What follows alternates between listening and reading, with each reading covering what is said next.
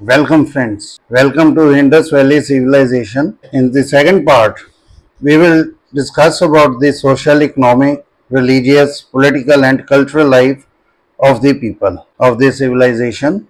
And first of all, we will talk about the social life. The people of the Indus Valley Civilization, they lived a progressive and healthy social life. It is learned from the findings of excavation that they usually lived in cities and led a life of peace and prosperity, full of different amenities.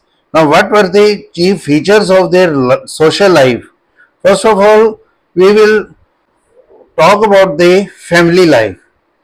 The Indus people, the basic unit of their social order was family, and the joint family system was prevalent. All the members of a family, they lived together. A large number of icons of women are discovered, and it seems that they worshipped the mother goddess.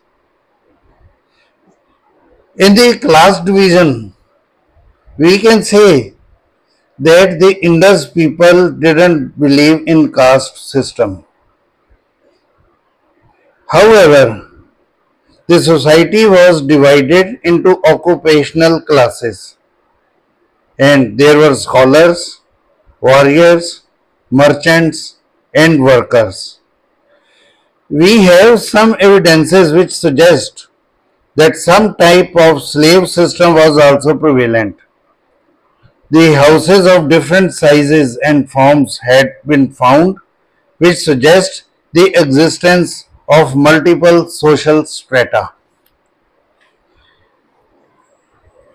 In diet, we will say that the people of Indus Valley, they were both vegetarians and non-vegetarians. In the vegetarians, their food included wheat, barley, rice, pulses, vegetables, and milk products.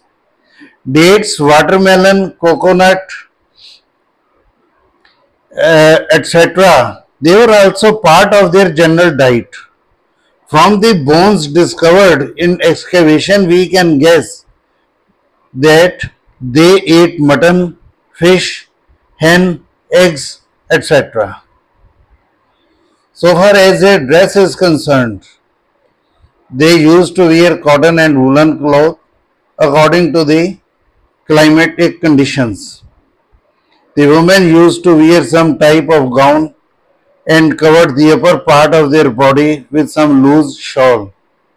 With the shawl, they covered their arms and shoulders. The men wore a loose sheet, dhoti, around their waist and covered their upper part of the body with a shawl. The shawl was wrapped in such a manner that the right arm remained uncovered. Both men and women wore waistband also.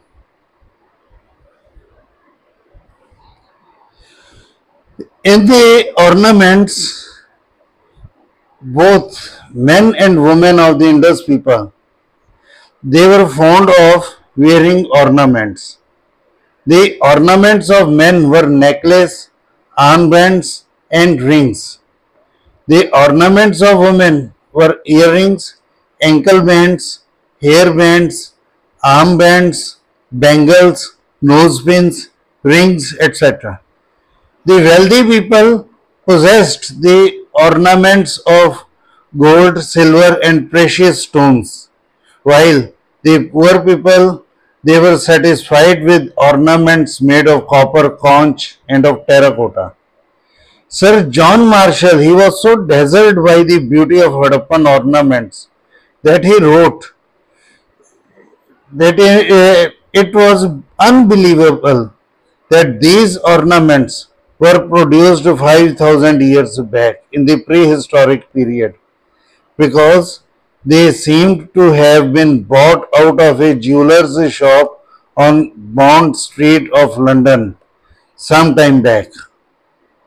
So he was very much impressed with the ornaments of this civilization. hairdressing. The people of Indus Valley civilization arranged their hair in different styles. The women enjoyed keeping long hair. They parted them at different angles and made them into plaits and puffs.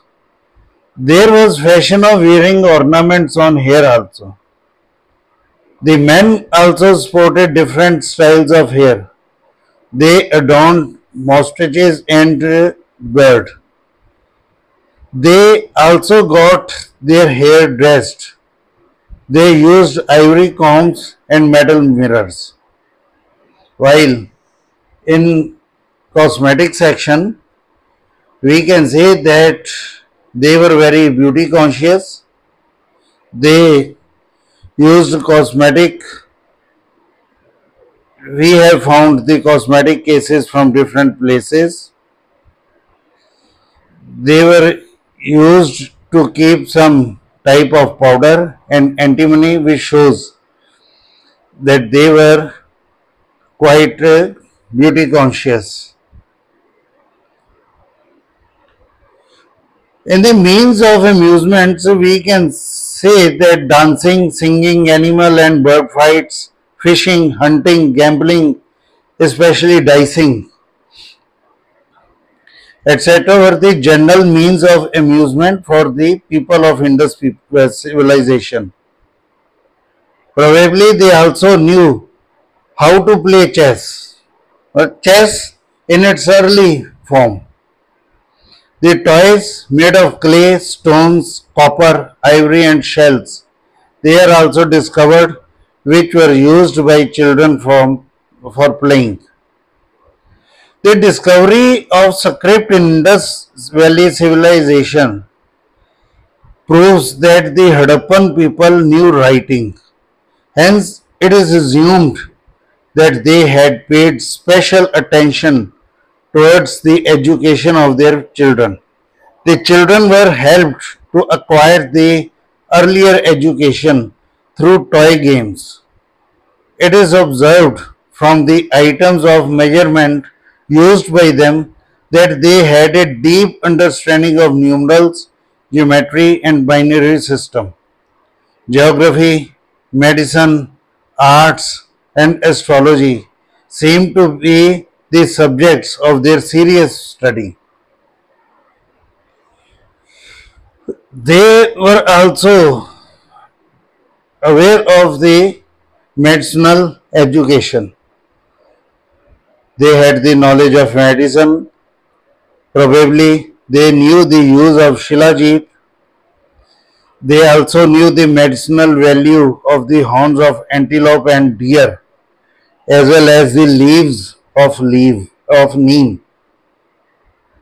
Now, so far as the last rites are concerned, the Harappan civilization constituted of people of different races, as we have seen in the first part. Therefore, multiple death rites were popular among them, as per the custom of the different races. Some people cremated their dead and others buried them. Some of the tribes left the dead in open to natural forces, and after a stipulated period they used to bury their skeleton after the flesh had decayed or eaten away by the predators. We have discovered artifacts buried along these skeletons. It suggests that they believed in rebirth also. Now, we will discuss about the economic life of the Indus people. First of all, agriculture, which was their main occupation. Actually, due to perennial rivers and sufficient rainfall, adequate means of irrigation were available. For sowing, implement similar to harrow was used. Their main crops were wheat, barley and cotton. Cotton was grown for the first time in the world in this region. Apart from these items, they also grew various seeds, dates, sweet peas, pulses, etc. In the animal husbandry, we find that many meadows on the banks of river Indus. Hence, there were enough grazing land. It helped them to adopt animal husbandry. They reared sheep, goat, bulls, camels, pigs, fowls, etc. They produced milk, oil, and meat. The animals were also used for transportation and agriculture. Apart from that, they also domesticated dogs, cats, peacocks, parrots, and pigeons. Probably they had no knowledge of horse. However, the remains of the skeletons of horses were definitely recovered near the sites of Harappan civilization. But the scholars are of the opinion that they, the people of Indus Valley didn't know the use of horses. It was the Aryans who had introduced the use of horses in the region for the first time. So it may be that this animal had appeared near these sites during the post-Indus period. The Indus people were also well aware of trade. They had a flourishing trade with adjoining areas and the foreign countries as well. Harappa and Mohenjo-daro were the two main trade centers. So Kagandor and Dabarkot were other two important trade centers. They procured copper, mica and stone from Rajasthan, Shilajit from Balochistan, wood and Shilajit from Kashmir, silver from Iran and Afghanistan, copper, tin, lead and precious stones from Persia. They obtained shells from the Persian Gulf. They traded mainly with Afghanistan, Persia, Egypt, Crete, Mesopotamia and Sumer. India exported cotton, ivory, pearls, monkeys, peacocks, etc. to these countries. According to Stuart Pigou, they also traded in slaves. It is his opinion that the Harappan people might have brought dancers from Balochistan. Now, the trade was carried mainly through the land routes.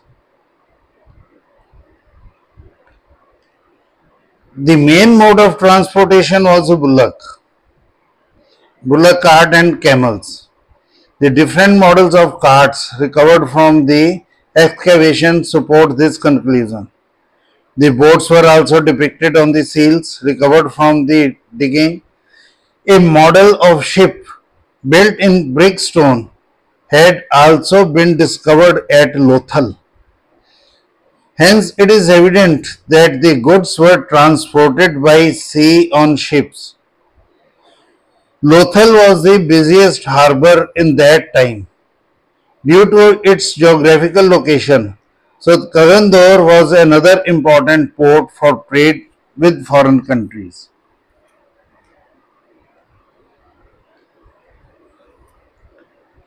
In industry, we can say that the main professions of these people, they were goldsmiths, potters, weavers. Factories of beads are discovered at Lothal and Chahundaro.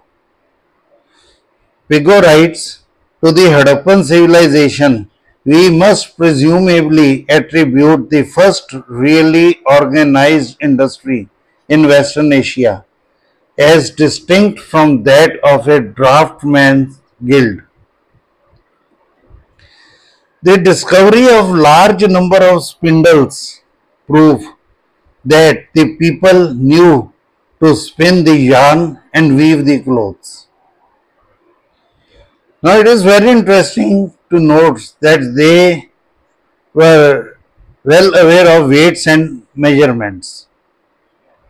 The weights found during the excavations are of different measures and made of stones. They are counted in the units of 16 and in the ratio of 1, 2, again double of 2, 4, double of 4 is 8, double of 8 is 16, then 32, 64, etc. They also made the use of balance. Measuring rods of bronze and shell are found at Harappa and Mohenjo-daro, which were graded, and Mackay feels that the standard measuring rod was 13.2 inches long. Now, the people of Indus Valley, they didn't use any coins because we don't find any coins during the excavation. So, it is probable that they traded through barter system and they used the metals of gold, silver, copper and bronze. They also used ivory and shells. However, they didn't use iron. Now we will talk of religion. We get the glimpse of religious beliefs of the people of Indus Valley civilization from the values like statues, seals, amulets, etc. recovered from the excavation. Mother Goddess seems to be their main deity. A large number of idols of Mother Goddess have been found during the excavation at Harappa, Mohenjo-daro, Mohenjo-daro, etc. Some of these are in sitting postures. The availability of large number of idols of this goddess suggests that her worship was very popular among the people of Indus Valley civilization. Next is Pashupati Nath. One of the specific figures and seals of a god in different postures have been found, and in one of the figure he is shown sitting in a particular posture. On some figures he has been shown with 3 heads. This figure is also shown surrounded by some animals, especially by an elephant, a leopard, rhino and deer. The scholars have identified it with Lord Shiva, as the figure is shown as a 3-faced god, as a god of animals and a great meditation practitioner, which are the main attributes of Lord Shiva. It is believed that this god was highly worshipped by the merchant class. The reason to derive such a conclusion was that the seals were generally used by the merchants. Only the icon of this god was depicted on the seals and not of any other god. Then we have found many lingas made of stone, clay and shell in the excavations. It shows that they also believed in the worship of linga. Then they worshipped birds, animals and plants also. The humped bull among the animals and pigeon among the birds were mainly worshipped. On one of the seals, a god is shown with a fanged snake covering his head. He is showed surrounded by 2 priests in a respectful posture. A conclusion is derived that they also worshipped a snake god. Probably a tradition of offering milk to snakes was prevalent among them. Then they also worship trees, it is believed, as many seals suggest this idea. The banana trees was given religious importance, and many amulets they have been recovered, which suggests that they believed in ghosts and devils also. They used amulets to destroy their evil effects. Many fire pits have been recovered during the excavation, which suggests that they worshipped fire. Some scholars also suggest that they worshipped sun. On some of the recovered seals, the symbol of swastik, circle, etc. were also carved. Probably they were considered auspicious signs. The bath pools and wells are also excavated. From there, it is guessed that water ablution was considered a religious act. Probably they also worshipped water. Now, what was the mode of the worship of these people? Now, a large number of idols suggest that they believed in idol worship. However, there seems to be the absence of temples. Some scholars are of the opinion that the animal sacrifice was also prevalent. They also seem to have been lighting cinders and dhoops before the idols, as most of them are found blackened with soot. Some scholars believe that they used to dance and sing before the idols of their gods in order to appease them. So far as the political organization is concerned, we don't have much information regarding it.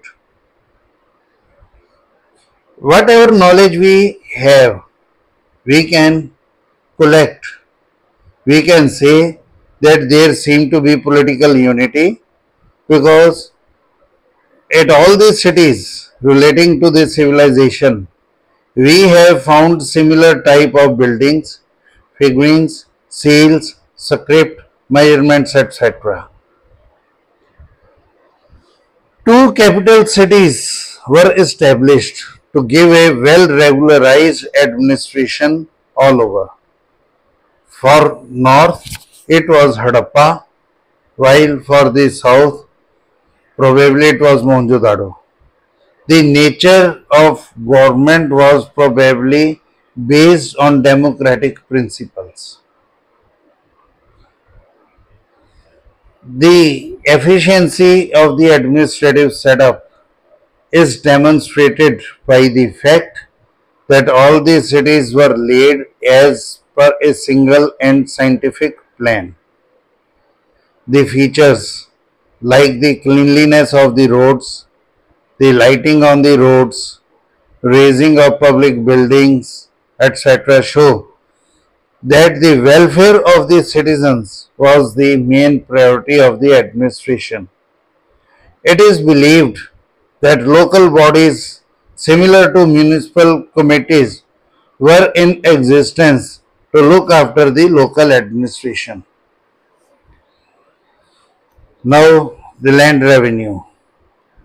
Many big granaries have been excavated. From this, the scholars believe that the main source of income of administration was the land revenue. The land revenue was definitely collected in the form of produce, and it was collected in the granaries. But what was the rate of the land revenue? In the absence of dependable sources, it is not known. For the weapons, we can say that the Indus civilization was a peace-loving civilization. The people of Indus Valley civilization, they didn't take interest in wars. Even the government concentrated on promoting trade rather than to get involved in imperialistic expansions.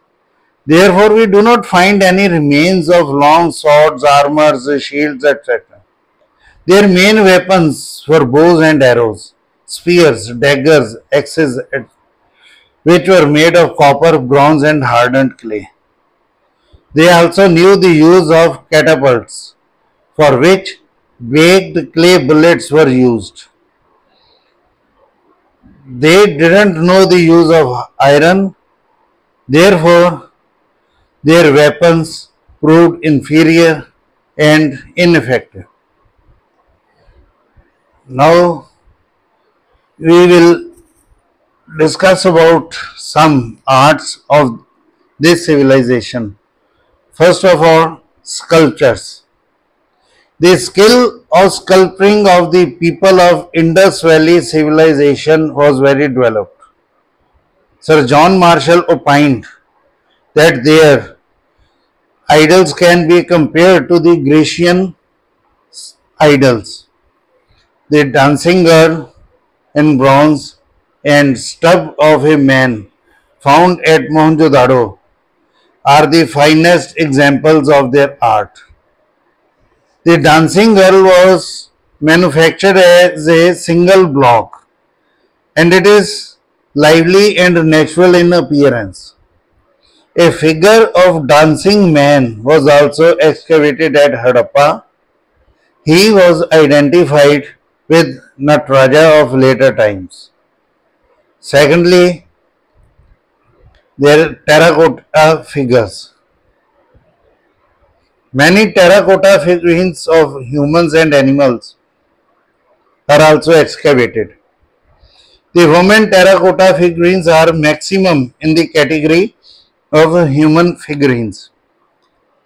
Apart from that, the figurines of humped bull, buffalo, dog, elephant, rhino, pig, monkey, and stubs of human being are also discovered.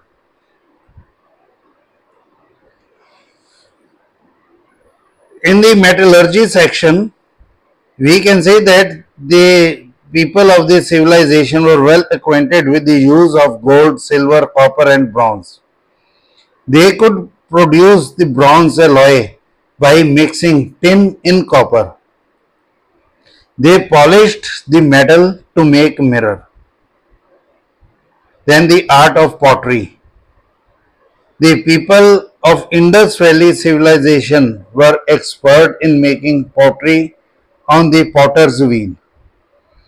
They had also produced handmade pottery. They painted highly attractive geometrical designs, figures of flowers, trees, animals, and birds. The musical instruments like drums and other musical organs, the dancing figures, etc. All these things show that they had great liking for music and dancing. Then the seals. About 2000 seals are found during the excavation work and 1200 are found only in Mohenjo-daro. These seals are made from different metals, ivory and terracotta, and have the figures of animals, trees and humans inscribed on them. It is believed that these seals were generally used by the merchant class. They are very small and how artistically the script is inscribed on them is a matter of great uh, strange. Now we will see how this civilization declined. Two factors are ascribed to the decline of this civilization. The first is natural calamity. Now the different writers, they give different theories. Some writers believe that the floods in the rivers of Indus Valley, they caused the decline of this civilization, while some are of the opinion no, it was the infertility of land. Some writers believe that change in the direction of the rivers led to the decline of the civilization, while some are of the opinion that it was change in the climatic conditions which made it difficult for the people to stay here for long, therefore they spread to other places. While some writers on the basis of Rig Veda or otherwise, they are of the opinion that it was the invasion of the Aryans which led to the decline of the civilization. And as Dr. B.G. Gokhale, he is of the opinion that nature and man must have combined to cause its complete annihilation. Nature means some natural calamity, while from man he is of the opinion that it was the invasion of the Aryans. Now, we see what was the legacy of this Indus Valley civilization. It was the most advanced and developed civilization of the ancient world. Although this civilization had disappeared nearly 3500 years back, yet we find many of its features distinctively visible in the modern Indian civilization, culture and religion. The planned cities, wide roads, and provision for lighting on the roadside. These are the legacy of the Indus Valley civilization. The influence of the uh, civilization is quite evident on the social life of modern India also. The Aryans had adopted the manners and habits of diet, dressing, ornaments, hairdressing, and many other features from the people of the civilization. The origin of Ayurveda can also be traced to this period. In the religious ways of life, also, we find that many features of this civilization are still practiced by the present day Hindus. The idol worship has become an inseparable part of the Hindu religious ways.